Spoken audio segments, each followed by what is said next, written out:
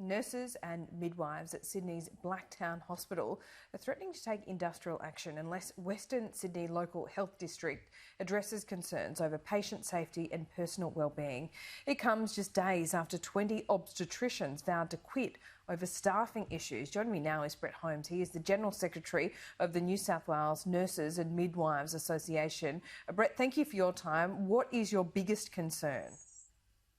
Well, our members' biggest concern is about patient safety, and what we've seen since 2015 is a 50.2% increase in the number of births at Blacktown, which is projected to continue to grow.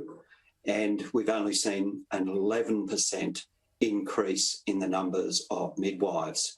So clearly there's a shortfall in the staffing to meet the ever-increasing demand at Blacktown, and our members have called upon management to urgently address that by advertising the current vacancies and committing to making sure that the maternity unit, the labour suite and the maternity services are properly staffed so that they can deliver safe care to the mothers and babies at Blacktown.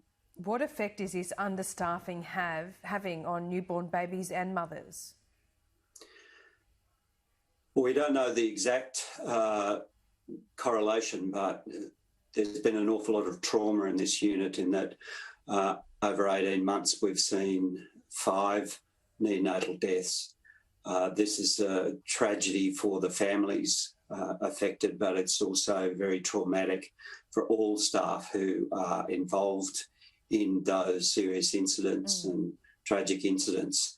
So the midwives have been trying to raise their voices with local management about the need to address these issues, but they've come to a point where they can't take any more, and they have made it very clear to management. Yesterday they were able to meet with the Chief Executive Officer of the local health district and put to him all of their list of demands as to what needs to be changed in this maternity unit to make sure that they can deliver the safest possible care for the mothers and babies that are delivering at Blacktown. They are absolutely dedicated to doing that, but they were also very aware that if they don't speak up and if this is not fixed, then they too personally are at risk of losing their registration and losing their career. So they're wanting immediate action, and they'll meet again this afternoon to consider the response from management, which is expected at midday today. Brett, I'll just let you fix your camera there, but I just wanted to ask you one final question. You say 5 neonatal deaths in recent times. Is it the view of the midwives that these deaths could have been prevented if the staffing issues were sorted out?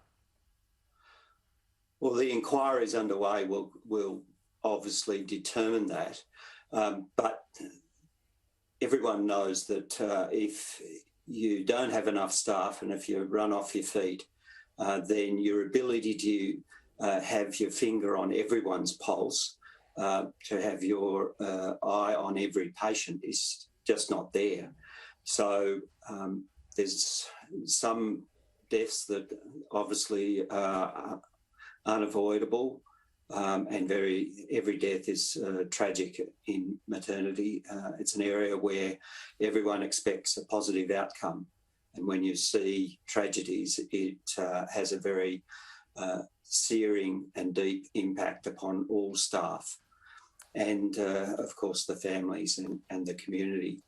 But the midwives have made it very clear that in order to continue to deliver safe patient care, they need immediate relief from this situation where they're having to do excessive amounts of overtime. One of the stories told to the Chief Executive yesterday that they would do a double shift overtime, followed by another overtime, and then they'd be home on the third day and still getting calls to come back in and do more overtime. Wow. So this is a situation that's out of control.